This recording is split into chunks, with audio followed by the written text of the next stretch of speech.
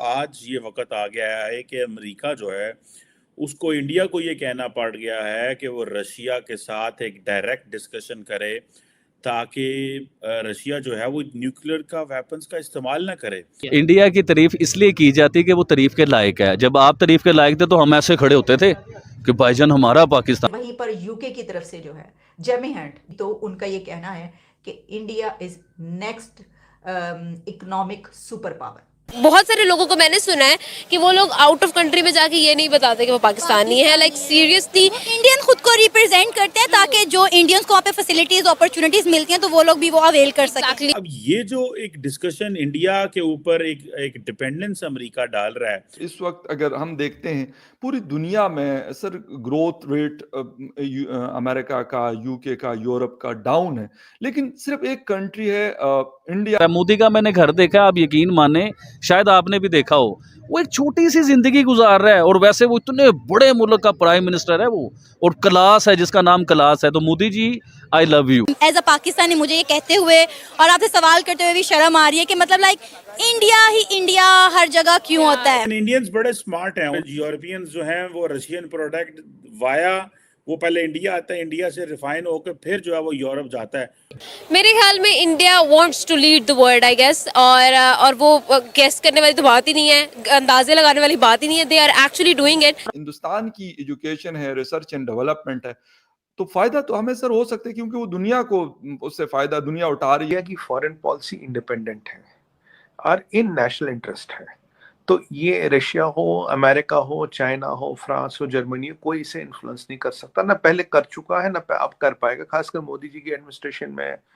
अब ये चीज मैं आपको इम्पॉसिबल मानता हूँ। Top of the line cutting edge stuff Bharat में हो रहा है और यही बात बिल गेट्स ने बोली है।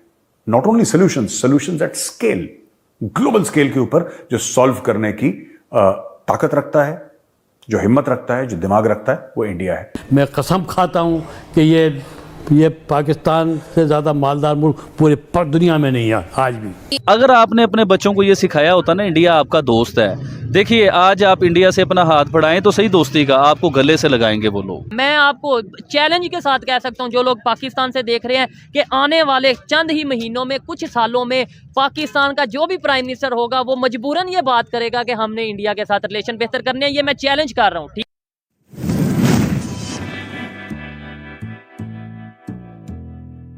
दोस्तों, आज ये वक़्त आ गया है कि अमेरिका जो है, उसको इंडिया को ये कहना पड़ गया है कि वो रशिया के साथ एक डायरेक्ट डिस्कशन करे, ताकि रशिया जो है वो न्यूक्लियर का वेपन्स का इस्तेमाल ना करे और उसकी ऑपोजिशन करे।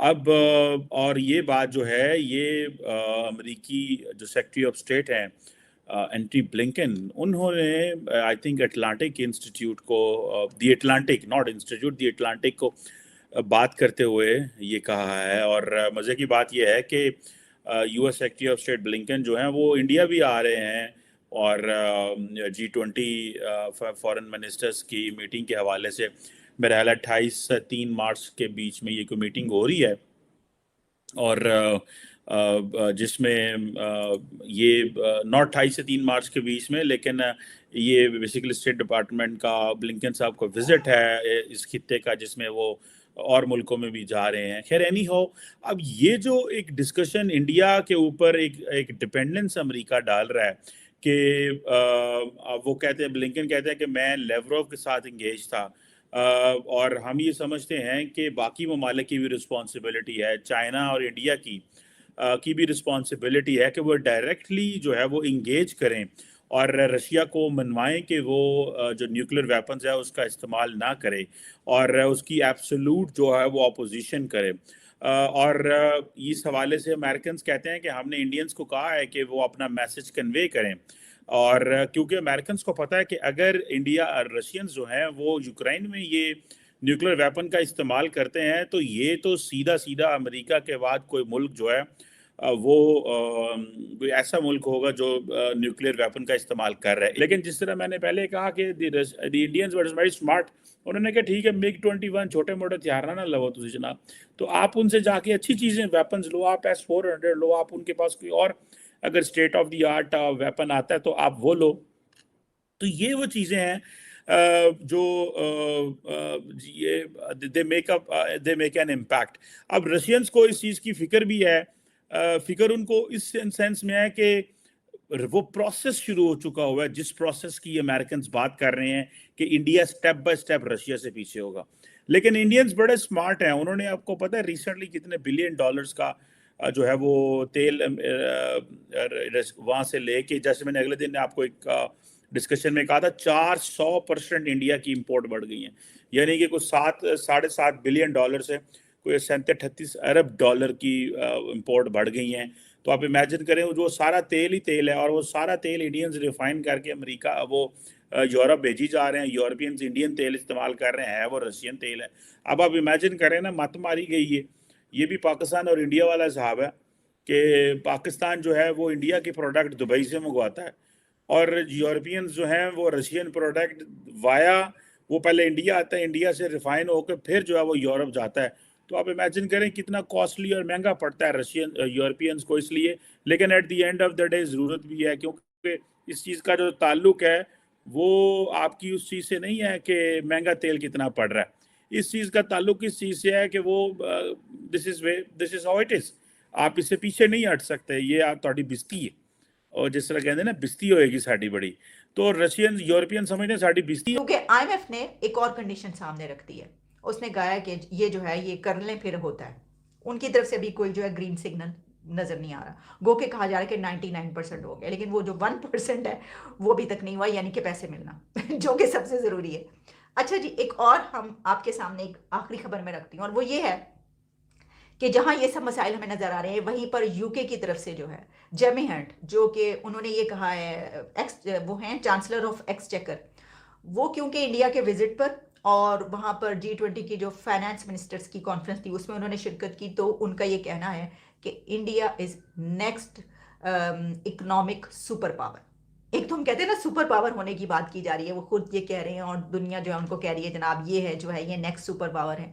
लेकिन अब यूके की तरफ से ये कहा गया है कि India next economic super power है। अच्छा, नेक्स्ट नहीं है, बल्कि ये कहा गया कि इंडिया इकोनॉमिक सुपर पावर है, और सुपर पावर बनने के लिए नेक्स्ट बोला जाता है। तो इकोनॉमी में तो सुपर पावर बन चुके हैं, ठीक है। अच्छा, इससे हम अग्री भी करते हैं जो कुछ हमें इस वक्त नजर आ रहा है। और यूके के साथ क्योंकि उनके रिलेशंस भी बहुत ज़बरदस्त हैं, क्योंकि ऋषि सुनक वहाँ पर हैं, वो बहुत ज़्यादा सपोर्ट करते हैं। अच्छा, वही वैसे ये ना थोड़ा सा वो हो जाएगा कि शायद हम क्योंकि खुद इस मोड़ पर हैं तो इस वजह से, वरना बात यह है कि ये बात दुरुस्त है कि इकोनॉमी में तो वाकई सुपर पावर बनता हुआ नजर आ रहा है। बाकी वो देख लेंगे, और जो इकोनॉमी में होता है वही आगे बढ़ता है। तो ये है जनाब सिचुएशन। और इसी दौरान आप जानते हैं कि उन्होंने, उनके एक्सटर्नल अफेयर्स के मिनिस्टर ने तो ये कहा कि नहीं, हम श्रीलंका की तो मदद करेंगे, लेकिन जो पाकिस्तान है वो उसको अपनी जो मदद आप ही और खुद वो जिम्मेदार हैं, और उनके साथ हमारे ताल्लुकात ऐसे नहीं है हम उनकी मदद कर सके। तो ये देखिए कि जो हमारे हमसाए हैं और जो इकोनॉमिक सुपर पावर बन चुके हैं और अगली सुपर पावर बनने की तरफ गामजन है, उनसे हमारे ताल्लुकात बेहतर नहीं है। और हमारे तो अफ़गानिस्तान के साथ ताल्लुकात भी बेहतर नहीं है, जहाँ पर हमारे पूरे डेलीगेशन को, हाई लेवल डेलीगेशन को जाके कहना पड़ता है कि खुदा का वास्ता है बचा लो, ये क्या कर रहे हो तुम लोग, रोको इनको, रोको।